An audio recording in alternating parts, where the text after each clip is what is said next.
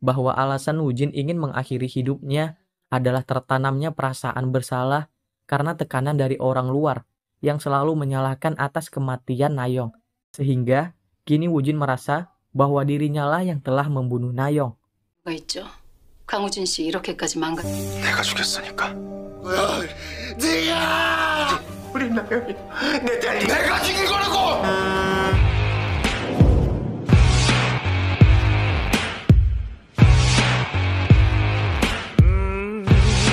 Di part 4 kemarin, film berakhir saat Wujin yang menganggap dirinya lah yang telah membunuh Nayong. Cerita flashback ke masa lalu, di mana Koryon masih seorang gadis. Terlihat Koryon sedang berjalan dengan seorang pria yang akan segera menikahinya. Di sini juga terlihat Ko sangat bahagia saat bersamanya. Lalu saat hendak membeli aksesoris, pria ini spontan mengoleskan eyeshadow berwarna merah ke bagian matanya Ko dan mengatakan warna ini cocok untuknya. Singkat cerita, hari pernikahan pun tiba.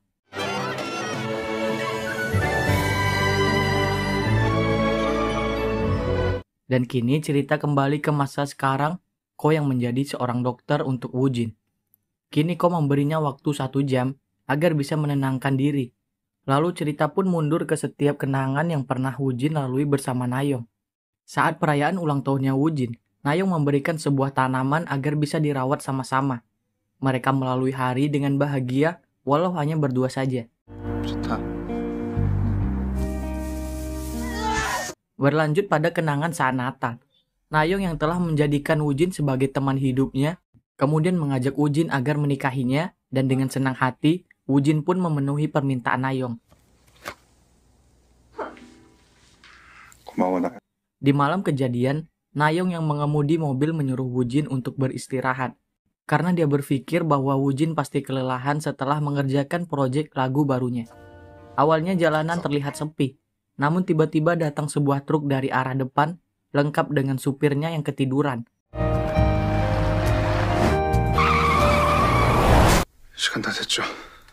Karena waktu telah habis, dan Wujin merasa tak ada yang berubah, dia pun bergegas untuk keluar ruangan. Namun Koryon menahannya dan mengatakan untuk mengeluarkan obat yang ada di sakunya. Koryon yang menasehati Wujin bahwa dengan bunuh diri tak akan bisa membuatnya bertemu dengan orang yang dia sayangi. Wujin langsung menjawab, Koryon tidak tahu apa-apa tentangnya, dan betapa berat penderitaan yang dirasakan oleh Wujin selama ini. 죽든 말든 그건 이따가 본인이 알아서. 다른 이유가 있죠. Sehingga Koryon pun langsung bertanya, apa alasan mendasar yang membuat Wujin sangat sedih setelah kepergian Nayong? Wujin pun menjawab, karena dialah yang telah membunuhnya. Nayong yang terus memohon pada Koryon untuk membantu Wujin, kini siap bertanggung jawab atas segala konsekuensinya jika gagal dalam menyelamatkan sang suami.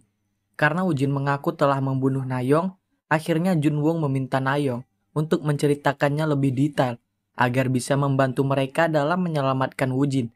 Tapi sebelum menjawab, Lee memberitahu ada tim malaikat maut yang mendeteksi keberadaannya, sehingga mereka harus segera pergi. Namun saat keluar gerbang, tim maut ini berhasil menemukan mereka, dan karena tak memiliki banyak waktu, akhirnya Ko menugaskan Lim untuk segera mengatasinya.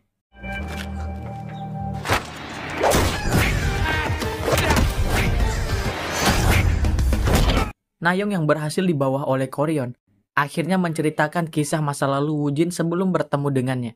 Wujin kecil yang tinggal bersama sang ayah selalu menjadi korban kekerasan. Ayahnya selalu menyalahkan Wujin atas istrinya, karena sang istri meninggal setelah melahirkan Wujin. Tak lama setelah itu, sang ayah menyusul kepergian ibunya dengan cara bunuh diri, dan kini tinggal Wujin yang menjadi yatim piatu. Untungnya Wujin memiliki paman yang baik, sehingga mereka mengangkat Wujin sebagai anaknya sendiri. Kini, Wujin tinggal di rumah paman dan bibinya yang memiliki 1 anak perempuan. Terlihat sekali Wujin sangat bahagia karena sebelumnya dia tidak pernah mendapatkan kasih sayang dari kedua orang tuanya.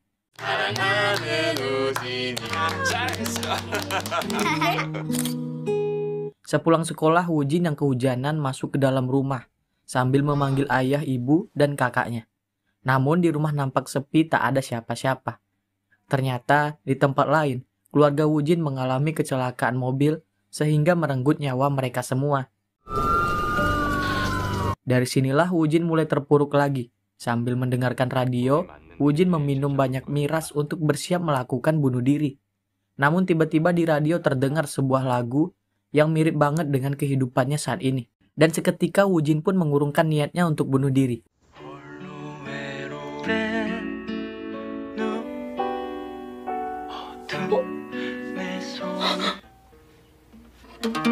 Itulah kenapa Woo-jin sangat menyukai musik dalam hidupnya. Orang tua Nayeong yang mengetahui Woo-jin hanya seorang musisi, pada akhirnya tidak memberikan restu untuk pernikahan mereka. 어떻게 그렇게 말할 수 있어? 너 지금 당장 보내려고 너 발레 시킨 줄 알아? 엄마! Nayeong yang lebih memilih pergi dari rumah daripada harus berpisah dengan Woo-jin. Dia datang dengan niat tinggal berdua, namun kini Woo-jin menyadari hubungannya tak direstui, langsung menyuruh Nayeong untuk pergi dari rumahnya. 제발 좀 그냥 가라고. Karena turun hujan, Woo-jin pun mencoba mencari Nayeong yang ternyata masih setia menunggunya di depan rumah. 미안해 나영아. Kembali ke masa kini, Ko yang melihat Woo-jin tak ada di ruangannya, langsung bergegas untuk mencarinya. Namun di saat yang bersamaan, Jong-gil datang untuk membawa Nayeong. Korean yang terpaksa menggunakan kekuatannya, kini terus menghindari Jong-gil dan sempat terpisah dengan Nayeong. 허나영이 안 보여. Nayeong yang hampir dibawa Jong-gil akhirnya dibantu oleh Lim, sehingga dia mengulur waktu dengan bertarung melawan Jong-gil.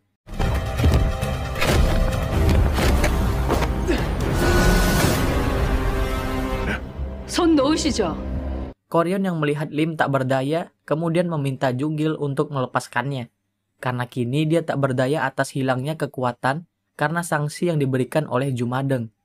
Korean di sini yang diberi sanksi karena melanggar aturan Jumadeng selama sepekan, ditangguhkan dulu untuk kekuatannya. Sebenarnya Korean masih bisa menggunakan kekuatannya tersebut. Namun semakin dipaksakan, maka akan berimbas pada tubuhnya yang berubah. Dan jika sudah parah, maka Korean bisa hancur seperti debu. Karena Korean tidak memiliki kekuatan untuk melawan Jong-gil, akhirnya dia mengatakan bahwa arwah Nayeong akan diurus oleh tim manajemen resiko. Namun Jong-gil tetap menolak dan bertekad untuk mengurus langsung arwah Nayeong. Sehingga Korean membuat kesepakatan tentang jaminan pertanggungjawaban malaikat maut. 책임 보증. 선생님.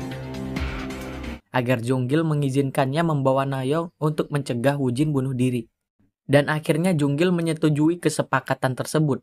Lim yang menentang kesepakatan Korean tak berhasil menghentikannya. Lalu Jun-won diberitahu bahwa jaminan pertanggungjawaban malaikat maut itu merupakan sebuah kontrak, di mana malaikat maut yang menerima bantuan harus melakukan apapun yang diminta oleh malaikat maut yang memberikan bantuan. Jadi, mudahnya itu Korean harus menerima setiap perintah yang akan diberikan oleh Jong-gil kepadanya tanpa bisa menolaknya. Kemudian Korean dan Jong-gil membuat perjanjian versi Jumadeng. 사자의 책임 보증은 회사에 보고도 받지 못해. Selesai urusannya dengan Jong-gil, Korean dan timnya pun langsung mencari keberadaan Woo-jin. 죄송한데 혹시 이렇게 Nayeong yang berhasil menemukan Woo-jin kini tak bisa berbuat apa-apa karena arwahnya tak terlihat oleh Woo-jin. Sedangkan Woo-jin yang tak sengaja melewati rumah duka ini mengingat kembali saat orang tuanya Nayeong menyalahkan dirinya atas kematian sang anak. Makin mantap Woo-jin untuk mengakhiri hidupnya. Satu persatu tangga ia naiki sambil mengingat setiap masa lalu yang menyakiti hati. 네가 죽인 거지. 우리 나영이. Woo-jin yang siap lompat dari atas, untungnya berhasil ditemukan oleh Korean, sehingga ia langsung melarang Woo-jin untuk melakukan aksinya. Karena sebenarnya Korean juga memiliki masa lalu yang sangat menyakitkan. Namun di sini, scene-nya masih diperlihatkan sebagian. Jadi kita masih belum tahu apa sih yang sebenarnya terjadi pada Korean di masa lalu. 또렷해지는 거. Korean juga menyadarkan Woo-jin bahwa sebenarnya Nayeong telah menyelamatkan dirinya saat kecelakaan terjadi. Ini terlihat di mana Nayeong lebih memilih untuk membanting setir ke kanan agar bisa menyelamatkan Woo-jin. Padahal seharusnya Nayeong membanting setir ke kiri jika memang ingin menyelamatkan dirinya sendiri. Tapi nyatanya Nayeong lebih menyayangi Woo-jin dan memilih untuk menyelamatkan dia. Sehingga Korean meminta Woo-jin untuk tetap hidup demi Nayeong. Woo-jin yang tak bisa dihentikan akhirnya melompat dari atas gedung. 당신 쪽으로 틀었어. 나까지 뭐라고? namun ternyata masih bisa dipegang oleh Koryon. Nayong yang ingin ikut menyelamatkan Wujin akhirnya diberi kesempatan oleh Ko agar bisa menolongnya, sehingga Koryon kembali memaksakan dirinya untuk menggunakan kekuatannya lagi. 살려.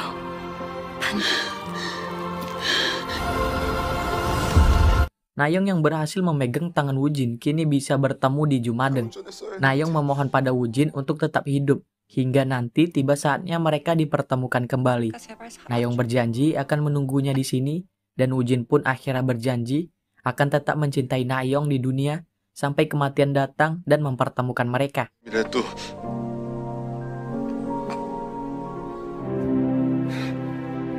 Akhirnya energi negatif Wujin pun turun drastis dari 90% menjadi 10%, yang berarti tugas Ko dan Nayong telah berhasil. 팀장님, 팀장님. Nayong yang merasa tugasnya selesai, kini pamit pergi dengan wajah yang bahagia.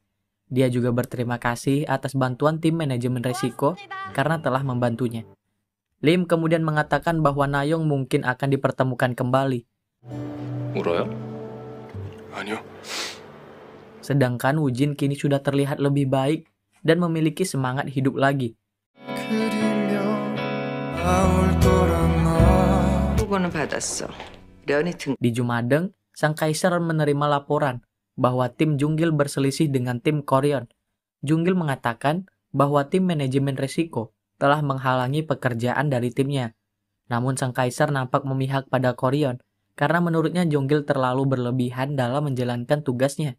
Dan Junggil mengatakan bahwa dia memang benci terhadap setiap orang yang akan melakukan bunuh diri. Menurutnya orang yang akan bunuh diri itu terlalu mudah dalam menentukan pilihannya saat mati. Namun sang kaisar mematahkan pendapat Junggil, di mana pada dasarnya tak ada satupun manusia dengan mudahnya memilih untuk bunuh diri. Di luar ruangan, Junggil berpas-pasan dengan Koryon dan kembali membahas kesepakatan yang telah mereka buat. Di kantor, Koryon yang sedang menulis surat permintaan maaf ini dihampiri oleh Junwong. Junwong yang penasaran dengan setiap kejadian yang menimpa Wujin, kemudian bertanya pada Koryon, apakah itu merupakan sebuah karma di kehidupan masa lalunya atau memang sudah takdir hidupnya? Dan Koryon pun menjawab bahwa itu bukanlah karma maupun takdir, melainkan karena ada sebab akibat yang rumit dari alam dunia itu sendiri. 사람의 수명은 자연사를 마지막으로 정하는 선택과 그로 인한 결과로 기사도 애초에 거래처가 수많은 외적 요인으로 인한 거야. Jika mereka mati dengan wajar, maka setelahnya akan dipertemukan kembali dengan tanda benang merah yang mengikatnya. Sedangkan, jika mereka mati karena bunuh diri, maka di kehidupan selanjutnya, mereka tak bisa bertemu lagi dan benangnya pun akan terputus dengan sendirinya. 붉은 실로 연결돼 있지 않는 한 자살인가요? 모두와의 인연이 Di part sebelumnya, cerita selesai dengan tim manajemen resiko yang berhasil melakukan tugasnya. Nah, di episode ini, cerita diawali oleh Ko yang dipanggil oleh sang kaisar untuk mengurus kasus bunuh diri yang akan dilakukan oleh seorang lansia berusia 91 tahun bernama Lee Yong-chun. Namun kali ini, tim manajemen resiko ditugaskan untuk berkolaborasi dengan tim pengawal Junggil. Sang kaisar memberitahu bahwa hidup Yong-chun akan berakhir esok hari, sehingga dia menugaskan Koryon untuk mencari alasan kenapa dia ingin melakukan bunuh diri di akhir hidupnya. Padahal, semakin tua umur seseorang, biasanya orang tersebut ingin diberikan umur yang panjang. Koryon yang telah mendapat informasi mengenai kematian Yong-chun, kemudian langsung memberitahu timnya bahwa tugas mereka kali ini selain mencegahnya untuk bunuh diri, juga untuk menolongnya dalam mencari makna hidup. Tiba di lokasi, mereka melihat kondisi rumahnya yang berantakan, namun tak melihat keberadaan target. Sehingga Koryon berinisiatif untuk membersihkan rumahnya terlebih dahulu. Namun karena tak ada alat pembersih yang bisa digunakan, jadi Junwong pergi untuk membelinya ke toko. 갈게요. Selesai belanja, Junwong melihat seorang kakek yang diolok-olok oleh ibu dari anak kecil ini, di mana anaknya bertanya kenapa kakek itu memungut sampah di jalan, dan si ibu beralasan bahwa itu karena dia tak rajin belajar sejak kecil. Jadi agar tak sama seperti kakek itu, dia menyuruh anaknya untuk belajar lebih giat. Junwong yang mendengar perkataannya pun merasa jika itu terlalu jahat untuk diucapkan, sehingga dia langsung membantu kakek itu untuk mendorong gerobaknya. Namun setelah dilihat lebih dekat, Junwong baru menyadari bahwa kakek ini merupakan targetnya kali ini, yang bernama Lee Yong-chun. 천 씨.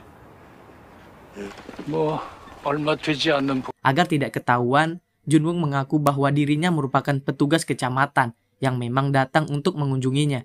Saat di perjalanan, mereka dihentikan oleh sekelompok preman yang memang dari dulu terus mengusir kakek ini agar segera pindah dari rumahnya, karena di kawasan tersebut akan dibangun unit baru.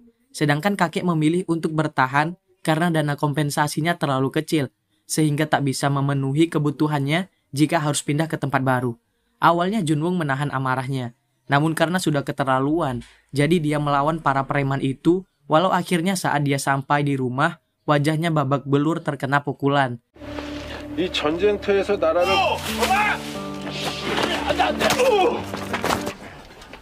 너 싸웠니? Koryon dan Lim yang telah menunggu kedatangannya langsung to the point bahwa sebenarnya mereka adalah malaikat maut yang memberitahu waktu kematiannya sudah ditentukan esok hari. Dari informasi yang diberikan tim pengawal, kakek akan meninggal disebabkan oleh penyakit akutnya. Sedangkan Junwoong mengetahui bahwa kakek itu merupakan seorang veteran perang Korea di masa lalu. Koryon memberitahu bahwa maksud kedatangannya ini untuk menolong kakek. Karena sebenarnya, Koryon mengetahui bahwa kakek sedang bersiap untuk bunuh diri. Koryon juga mengatakan jika di akhir waktunya ini, kakek masih memiliki keinginan yang belum dilakukan, maka dia akan mengabulkannya. Namun ternyata kakek tersebut hanya ingin menghabiskan waktunya untuk kembali bekerja. Karena ia merasa jika ini akan menjadi hari terakhirnya bekerja selama hidup di dunia. 당신의 마지막 내일을. 쉬시던 거 아니면 좋은 데 가시지. 여기 많이 있었네요. Kakek yang melihat tumpukan sampah ini merasa senang karena menurutnya ini sangat berharga sehingga membuat Lim dan Koryon miris melihatnya. 만날이라 그런지 운이 아주 그거보다 더러운 인간들이 얼마나 많은. Bahkan saat rongsokan itu dijual, Ko sempat marah dengan hasilnya yang sangat murah. Namun kakek menenangkannya karena dia tahu bahwa Ajusi ini juga memiliki kehidupan yang sangat sulit. Sehingga hari terakhirnya ini, dia tidak mau menerima uang hasil rongsokannya. Malah kakek menambah uang untuk diberikan pada Ajusi ini. 그동안 고마웠네. 저도 그동안 Setelah itu, kakek ingin melihat matahari terbenam di akhir hidupnya.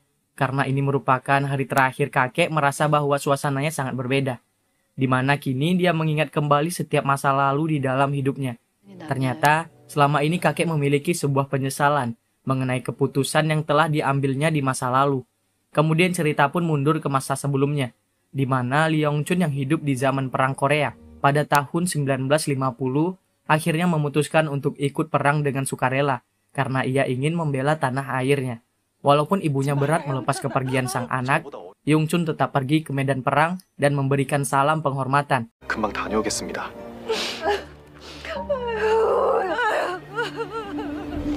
Di medan perang banyak sekali pahlawan yang berguguran. Bahkan salah seorang teman yang menyemangatinya untuk terus hidup, kini malah gugur di depannya.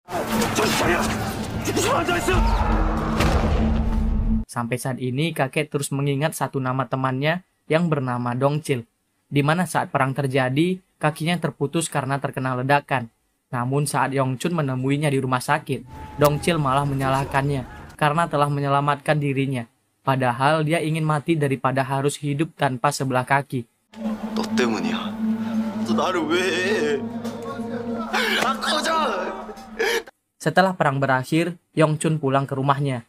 Namun dia tak melihat sang ibu karena rumahnya pun telah hancur akibat perang. Ketika matahari telah terbenam, kakek mengajak mereka untuk bersama. Kemudian ceritakan masa lalu pun dilanjutkan kembali olehnya. Yong-chun muda yang selamat dari perang kemudian melanjutkan studinya yang sempat terhenti.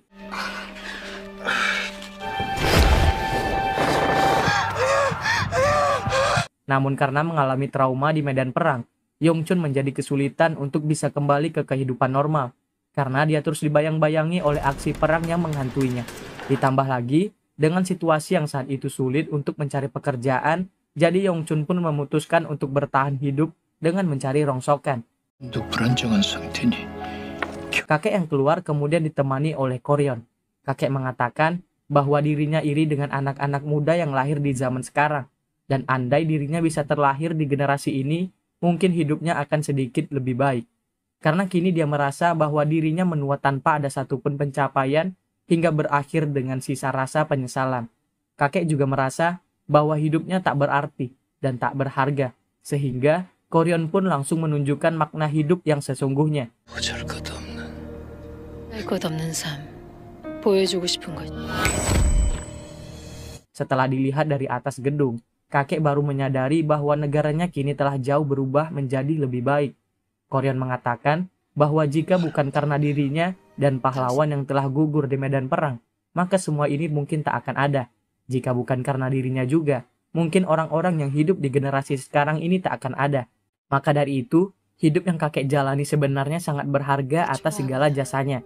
Kakek yang tersadar kemudian berterima kasih pada Koryon karena telah mengingatkannya. 신이 지켜낸 나라. 자부심도 내 삶을 이런 얘기를 해주시니 감사합니다. Lalu saat pulang, Junwoo memberitahu bahwa postingannya di media sosial, dia mendapatkan kabar baik karena temannya yang bernama Dongchil kini diketahui keberadaannya, di mana Dongchil hidup dengan sehat hingga sekarang dan tinggal bersama keluarganya. Ternyata Dongchil bisa melalui semua ini karena Yongchun. Sebab sebelum dia meninggalkan Dongchil di rumah sakit, Yongchun sempat menasehatinya bahwa tujuan mereka perang itu agar bisa kembali menemui keluarganya dengan selamat. 집에 가고 싶다며. 키 커서 엄마 보고 싶다며. 너희 어머니가 보고 싶은 게 뭘까? Mengetahui hal tersebut, kakek pun merasa bahagia karena temannya bisa hidup sehat walau di beda tempat. Ko yang kembali di Jumadeng lalu bertemu dengan Junggil. Koryon memohon pada Junggil untuk mengawal arwah Yongchun sendirian dan dengan penuh penghormatan. Setelah itu, Koryon juga meminta pada sang kaisar untuk mencabut nyawa Yongchun dengan mudah tanpa adanya rasa sakit. Dan kaisar berkata bahwa tak ada seorang pun yang bisa diistimewakan dalam kematian. 뭐지? 아 이제 그만 좀 가세요. 난 또 420살. 뭐? 20.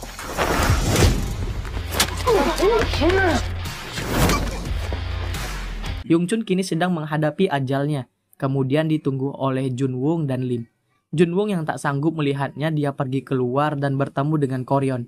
Koryon yang mengerti perasaan Junwoo pun lalu menguatkannya dan menyuruh Jun masuk jika sudah merasa tenang. Saat menunggu di luar, Junwoo melihat dua malaikat maut yang datang, disusul dengan kedatangan Junggil yang masuk ke dalam rumahnya. Yongchun menyadari kedatangan Junggil, langsung memberitahu bahwa pada saat perang dulu, dia sempat melihat Yongchun menyemangati veteran lain untuk terus berjuang agar bisa pulang ke rumah dengan selamat. 살아남으면 집으로 돌아간다. 전해! Dan juga mengatakan bahwa dia sangat menghormati keberaniannya untuk membela negara dan Junggil telah menyiapkan semuanya untuk menemani Yongchun sampai saat terakhirnya. Ternyata ini merupakan kasus spesial, di mana sang kaisar pun akhirnya memberikan izin untuk memberikan penghormatan terakhirnya. Sang kaisar datang untuk melihat langsung kondisi Yongchun yang sedang sakratul maut.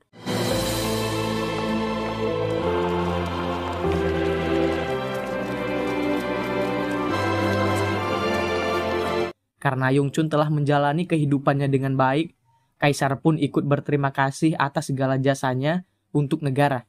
Sehingga sang kaisar pun membantu Yongchun untuk bisa mati dengan nyaman dan damai. 지금 내가 할 수 있는 건 안락한 죽음을 이영춘. Setelah menjadi arwah, kakek baru mengetahui bahwa ada banyak sekali pengawal yang datang untuk menjemputnya. Kemudian, dia berkata bahwa penyesalannya waktu itu dalam mengambil keputusan untuk ikut berperang kini telah sirna. Karena dia sadar bahwa pengorbanannya selama ini telah sepadan dengan kondisi di masa sekarang. Bahkan, jika dia harus kembali ke masa lalu pun, dengan bangga dia akan memakai kembali seragamnya itu. Junwoo yang terus menangis melihat kepergian kakek kini ditenangkannya. Karena saat ini, kakek merasa lebih baik, di mana dirinya akan pergi ke tempat yang lebih indah. 고마웠어. 이영철 하사님 잘했습니다.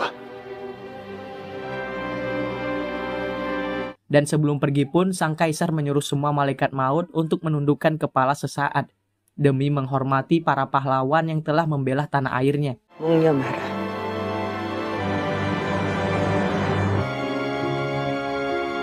Tiba di Jumadeng, Yongchun yang kembali muda akhirnya bertemu kembali dengan ibunya yang telah lebih dulu pergi meninggalkannya. Dan kini, Junwoo pun merasa bahagia dari ending kehidupan mereka. 사느라 고생했다. Junwoo yang sempat meremehkan pekerjaan tim manajemen risiko, kini mulai menyadari bahwa sebenarnya berat menjalani tugas mereka untuk merubah pikiran seseorang yang akan melakukan bunuh diri. Junwoo yang membawa kakek ke studio foto, kini langsung mengabadikan momennya. 우리 좀 약간만 피시고요. 주세요. 아이고. 둘, 셋.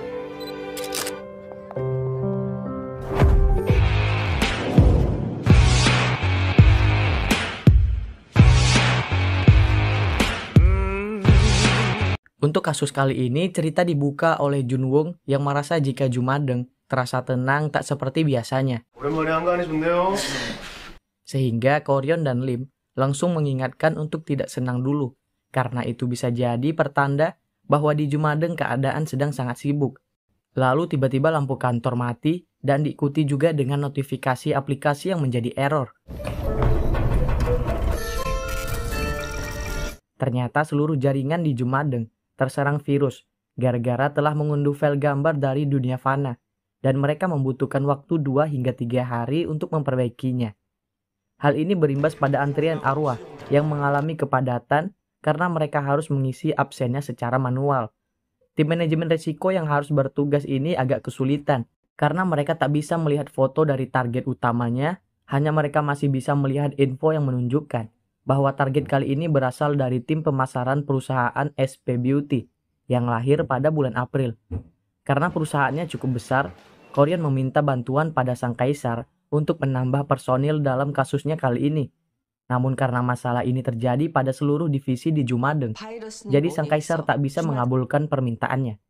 Sang kaisar memberitahu Koryon bahwa sebelumnya Junggil pernah mengatakan jika dia tak mengerti kenapa orang begitu mudahnya memilih mati. Padahal mereka akan berubah pikiran hanya dengan beberapa kata. Sehingga sang kaisar pun menyuruh Koryon untuk memperlihatkan kepada Junggil bahwa bukan karena kekuatannya lah yang bisa menyelamatkan orang, melainkan dari kualitas perkataannya. 구하는 게 초능력이 아닌 말의 무게라는 거. Karena di Jumadeng sedang bermasalah, tim manajemen risiko tak bisa menyamar, meretas, dan memakai kekuatan mereka. Sehingga Junwoo menyarankan untuk melamar sebagai pegawai kerja saja. Karena perusahaan tersebut sedang membutuhkan pekerja paruh waktu. Tak ada pilihan lain, akhirnya mereka pun mengikuti tes interviewnya. 웜톤이 명백히 나뉘는 컬러. 내가 인생 선배로서 피드백 안 듣겠습니다. 기분 나쁠 수도 있. Singkat cerita, mereka semua diterima untuk bekerja. Lalu dikenalkan pada Shin Yena, seorang asisten manajer terbaik dari timnya. Saat hendak pergi, si atasan memarahi seorang karyawan karena terlambat dalam mengantarkan sesuatu. Yena kemudian mengantarkan mereka kepada Jong Boram untuk diberi pengarahan. Yena yang memimpin rapat mengingatkan bahwa besok akan diadakan pembukaan cabang yang ke-100. Sehingga mereka harus memastikan setiap hadiahnya dikemas tepat waktu agar acara bisa berjalan dengan lancar. Sedangkan dari luar, tim manajemen risiko terus memperhatikan mereka agar bisa mengetahui siapa target yang mereka cari. Karena mereka tak memiliki waktu yang lama, Lim pun berinisiatif untuk mencari data karyawan di komputer atasannya.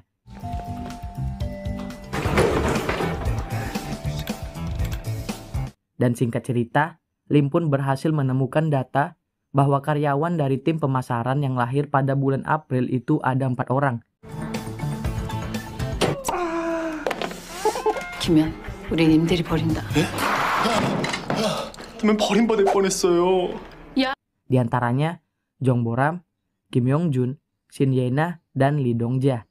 Ini dia sosok Lee Dongja yang kini sedang dimarahi oleh atasannya karena dia izin masuk untuk bekerja setengah hari. Bukan tanpa alasan, ternyata Dongja harus mengurus anaknya terlebih dahulu karena sang suami ada urusan mendadak.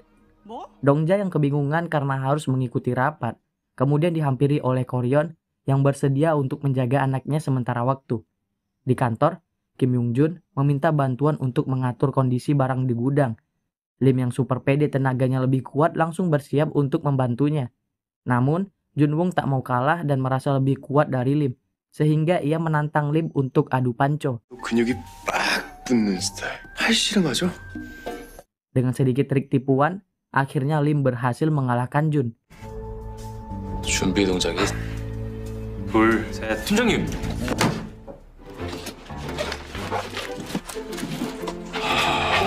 Junwoo yang bertugas untuk mengikuti Jong Boram kini mendengar orang-orang di sekitarnya membicarakan penampilan Boram yang makin gemuk karena makan terus. 너무 잘 어울리는 것 같아. 그만 좀 먹으라고. Saat pulang ke Jumadeng, mereka berdiskusi mengenai kemungkinan pegawai yang akan bunuh diri. Lim yang sempat berkomunikasi dengan Kim Yung Jun kemudian mengetahui bahwa targetnya bukan dia, sebab dia semangat hidup untuk masa depannya. Begitupun dengan Lee Dongja. Setelah Koryon ngobrol dengan anaknya, ia mengetahui bahwa Dongja merupakan sosok ibu yang baik, menyukai pekerjaannya dan juga sayang pada keluarga. Sehingga dia tak mungkin untuk bunuh diri. Sedangkan Junwon meyakini bahwa Boramlah targetnya kali ini, sebab saat di kafe dia melihat energi negatifnya meningkat setelah Boram dijuliti para netizen. Lalu untuk Shin Yena, Junwon merasa bahwa Yena memiliki jabatan bagus dan terlihat menikmati pekerjaannya. Namun Koryon masih belum yakin Boramlah targetnya kali ini. Keesokan harinya setiap karyawan terlihat sibuk karena hadiah untuk pembukaan toko belum dikirim. Boram yang menjadi penanggung jawab akhirnya dimarahi lagi oleh sang atasan. Namun untungnya Yena dan tim manajemen resiko mau membantu untuk mempercepat proses packingnya agar bisa selesai tepat waktu. Saat acara dimulai, model untuk tata riasnya tak bisa datang, sehingga Koryon diminta untuk menggantikannya. Dan sebagai imbalannya, Koryon meminta makan malam bersama dengan Yena. Tjon과 광대 스러드로 체크를 해줄게요. Singkat cerita, acara pun selesai. Kini Koryon terus memperhatikan Yena yang sedari tadi terus berbicara tanpa memakan stik pesanannya. Koryon hanya melihat Yena memakan sepotong jamur dan setelah itu pergi ke toilet. 버섯도 있었네? 그렇지 않아요? 맛있을 겁니다. Nah dari sinilah Koryon mulai menyadari bahwa Yena lah target mereka kali ini. Sedangkan menurutnya Boram terlihat baik hati dan memiliki kepercayaan diri yang tinggi. Kemudian Koryo jelaskan lebih detail bahwa saat makan malam itu, Yena hanya makan sepotong jamur, lalu saat itu Koryon melihat tangannya terluka karena dia sering memasukkan jarinya ke dalam mulut untuk memuntahkan makanannya. 마른 몸에 집착한다고. Saat di kafe, Yena mendengar omongan netizen dari dua sisi, di mana mereka ada yang pro dan kontra terhadap penampilan badan Yena. 제발 그만해. Aplikasi Jumadeng yang telah pulih kini memperlihatkan bahwa benar Yena lah target mereka. Dan karena energinya terus meningkat, mereka pun mulai berpencar untuk menemukannya. Singkat cerita, Yena yang berhasil ditemukan oleh Junwon dalam keadaan lemas karena telah menghirup gas beracun. Namun untungnya masih bisa diselamatkan. Setelah siuman, Yena pun akhirnya bercerita mengenai masa lalu dia yang sering dibully karena bertubuh gemuk. Saat masih di sekolah, Yena sempat ingin bunuh diri, walau akhirnya gagal karena kursinya rusak duluan. Hingga akhirnya dia terobsesi untuk menjadi kurus dengan cara memuntahkan setiap makanan yang masuk ke dalam mulutnya. Yena berpikir ketika badannya kurus mungkin orang-orang tak akan memperhatikannya lagi. Namun ternyata dia salah, karena baik saat kurus maupun gemuk, orang-orang tetap menilai penampilannya. Sehingga dia merasa telah terpenjara dalam dirinya sendiri. 말랐다고 끝없이 평가를 받는 생각이 나서 바로 구토를 하게 돼가 없는 감옥에 갇힌 것 같아요. Koryon yang biasanya memberi nasihat kepada target kini mempercayakan Junwon untuk mengatasinya. Karena kali ini, dia yakin bahwa Junwon bisa mencegahnya untuk bunuh diri. Junwon yang kembali kemudian menceritakan tentang pengalaman adiknya sendiri, di mana sang adik pernah di posisi yang sama seperti Yena saat ini. 급속하게 어두워져갔죠. 시선이 견디기 힘든 만큼 날카로웠나 봐요. 널 그렇게 맞추고 살아? 그렇게 Junwon terus menasehati Yena bahwa penjara yang dibuat orang lain untuknya itu berasal dari hati Yena yang telah terluka. Tapi bukan berarti bahwa Yena tak bisa keluar darinya.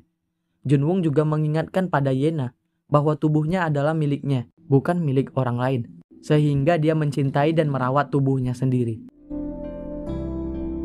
이 몸은 남의 것이 아니라 대리님 거잖아요. Setelah itu lampu pun berubah menjadi hijau yang menandakan bahwa Junwon berhasil melaksanakan tugasnya. Sehingga Koryon langsung mengingat kembali perkataan dari sang kaisar, bahwa benar yang bisa menyelamatkan seseorang dari bunuh diri itu bukan karena kekuatannya, melainkan dari bobot perkataannya. 마무리하러.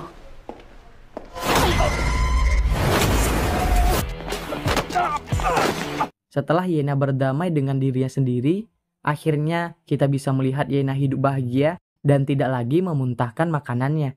Kemudian kasus pun terselesaikan.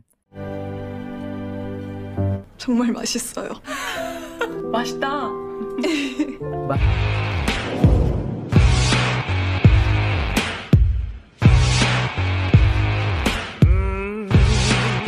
dibuka oleh Koryon yang masih tergabung dalam tim Junggil. Koryon yang penasaran kenapa Junggil tak pernah tidur, kemudian bertanya kepadanya. Dan Junggil pun bilang bahwa dia selalu merasa takut untuk tidur, karena setiap kejadian yang mengerikan semasa hidupnya selalu terbayang menjadi mimpi buruknya. 형 겉모습은 난데 Di kantor, Junwook yang sedang menulis laporan kasus Yena, kemudian penasaran dari mana dia mendapatkan gas beracun untuk bunuh diri.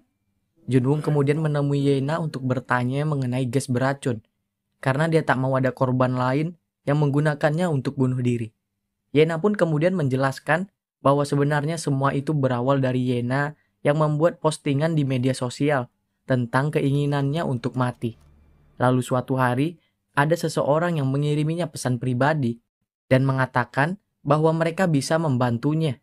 Di kantor, Lee memberikan perlakuan spesial pada Koryon karena hari ini merupakan jadwal penilaian kinerjanya di Jumadeng, sehingga dia memohon untuk diberikan nilai terbaik. Tiba-tiba datang Junwook yang melaporkan info mengenai makelar gas yang digunakan Yena pada saat bunuh diri. Dan setelah dilihat, ternyata gas itu sama dengan kasus bunuh diri yang ada di episode pertama film ini. Cara kerja mereka adalah merekrut setiap orang yang ingin melakukan bunuh diri dengan mengiriminya pesan pribadi melalui media sosial. Junwook yang tak ingin muncul korban baru, kemudian mengajak timnya untuk segera menangkap tersangka. Namun Koryon menolak, karena selain tak boleh menggunakan kekuatan di depan manusia, mereka juga tak boleh mencampuri urusan manusia. Kau mengingatkan bahwa tugas mereka hanya membantu menyelamatkan orang-orang yang hendak bunuh diri, agar bisa terus menjalani hidup hingga ajal menjemputnya. 다시 한 번만 더 생각해 주세요. 네? Junwook pantang menyerah. Dia pun mendatangi kantor polisi untuk melaporkan kasus gas tersebut. Namun lagi-lagi dia dicampakkan karena tidak memiliki bukti yang konkret. 쓸데없는 짓이라니 사람 목숨이 달렸는데. Sehingga Junwook menggunakan caranya sendiri agar bisa menangkapnya. Benar saja, setelah dia membuat postingan tentang bunuh diri, seseorang mengiriminya link agar terhubung ke sebuah grup rahasia. 쓰면 좋겠다. 눈을 주마등. Dalam grup tersebut, ada beberapa orang yang merencanakan untuk bunuh diri, dan salah satu akun mengajak mereka untuk melakukannya secara bersamaan dengan menghirup gas beracun.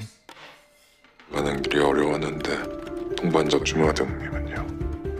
저도 Junwook yang kembali ke kantor kemudian mengambil peralatan, tanpa sepengetahuan Koryon dan Lim.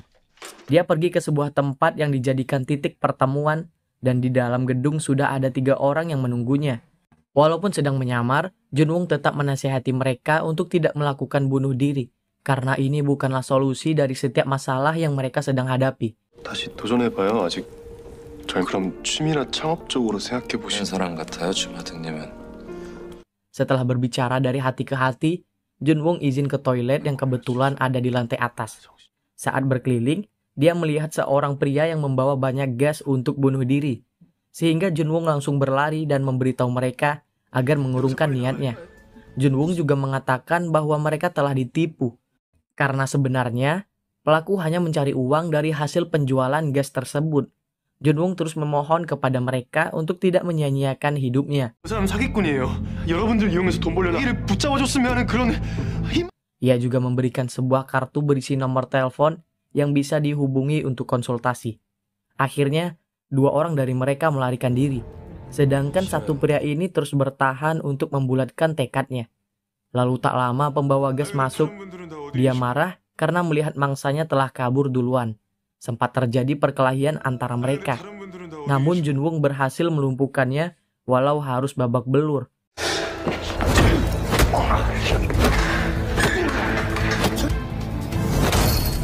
Tapi ternyata pelaku utamanya adalah si pria ini yang langsung memukul Junwook hingga terjatuh.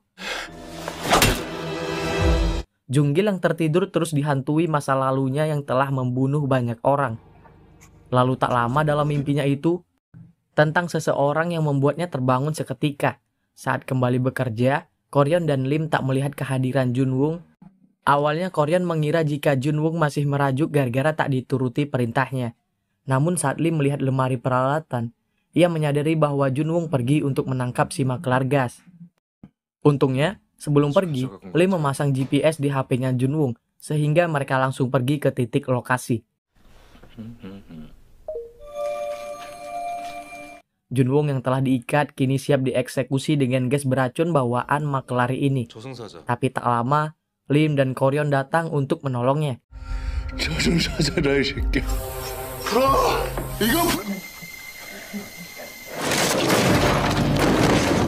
Lim kesal dan memarahi Junwoong karena sejak dia bergabung di timnya, mereka terus melanggar aturan Jumadeng. Lim yang meminta pada Junwoong untuk mengikuti aturan yang ada karena sebenarnya Lim dan Koryon memiliki tujuan masing-masing yang belum tercapai hingga sekarang.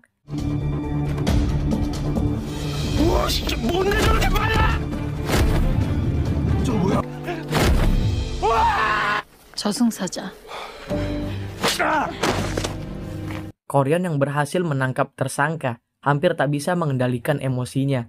Namun tiba-tiba datang Lim yang menyuruhnya berhenti ikut campur dari urusan manusia.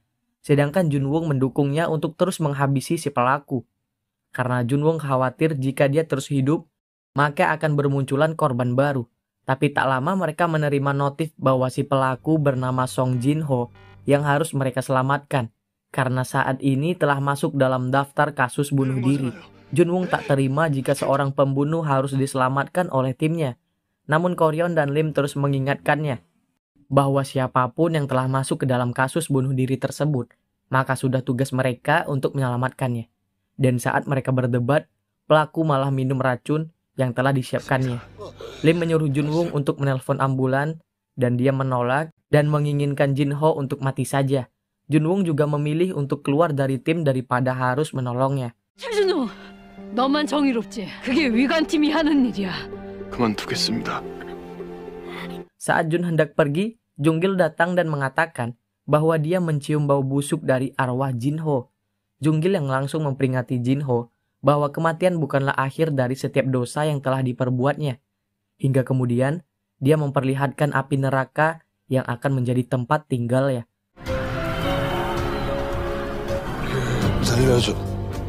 Jin-ho yang ketakutan akhirnya memohon kepada tim manajemen untuk menolongnya agar tetap hidup.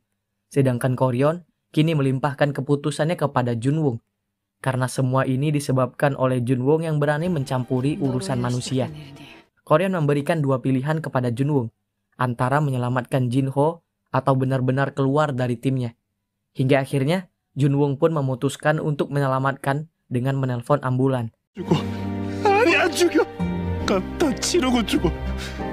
Di kantor, Lim memuji keputusan Junwoong karena dia tahu bahwa itu merupakan keputusan yang sangat sulit baginya. Lim juga memberitahu sebuah rahasia bahwa saat awal bekerja, Koryon juga bersifat emosional dan kekanak-kanakan seperti Junwoong. Setiap kali bertemu dengan orang jahat di dunia fana, ia akan memukul mereka, tidak peduli kapan ajalnya. Namun semakin bertambahnya usia, kini Koryon bisa meredam amarahnya. Lim memberitahu bahwa dulu juga pernah ada kasus yang sama, di mana tim manajemen risiko harus menyelamatkan seorang penipu yang akan bunuh diri, di mana banyak orang terlilit hutang karena ulahnya. Bahkan sampai memakan 2 korban jiwa gara-gara terkena tipuannya. Saat itu, Koryon juga mengambil keputusan untuk menyelamatkannya, karena ternyata hukuman yang diterima si penipu itu jauh lebih buruk ketika harus menjalani sisa hidupnya, dan itu pun berlaku pada Song Jin-ho kali ini. 그자도 마찬가지입니다.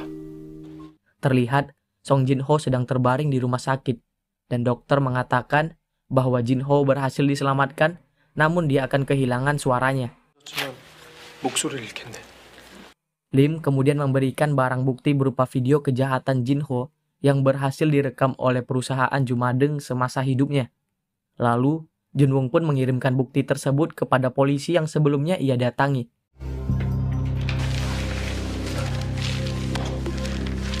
Jin-ho yang mencoba kabur dari rumah sakit, kini dikejar oleh polisi yang akan menangkapnya. Hingga akhirnya, dia terjatuh dan membuat kondisinya semakin memburuk.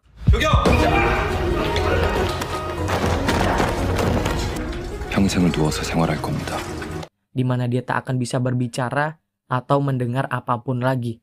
Jinho akan menghabiskan sisa hidupnya dengan terbaring di ranjang dengan keadaan sadar, dan dia akan menjalani sisa hidupnya seperti itu selama 18 tahun. Ketika alarm jam pulang berbunyi, Lim langsung pamit pergi pada Junwoo. Kini sang kaisar memanggil Junggil untuk mengapresiasi kinerja bagus dari Junwoo karena dia telah membuat keputusan terbaik saat menjalankan tugasnya. 죄송합니다, 팀장님. Di akhir, cerita ditutup oleh Junggil yang bertanya kenapa Koryon muncul di mimpi buruk itu. Jadi sekarang, seseorang yang terlihat Junggil di dalam mimpinya itu adalah Koryon. Karena ternyata, Ko, Lim, dan Junggil itu hidup di masa yang sama, pada saat zaman dinasti Joseon. 어서, 오셨습니까? 네가 왜 거기 있는 건지. 악몽. 잘 모릅니다. 여자친구가 안 생... 필요하고 내 전화번호를 마구 뿌린 것 같아서. 여기로 연락하면 그 미친놈이 네 놈인 것 같은데. 지금 나가요.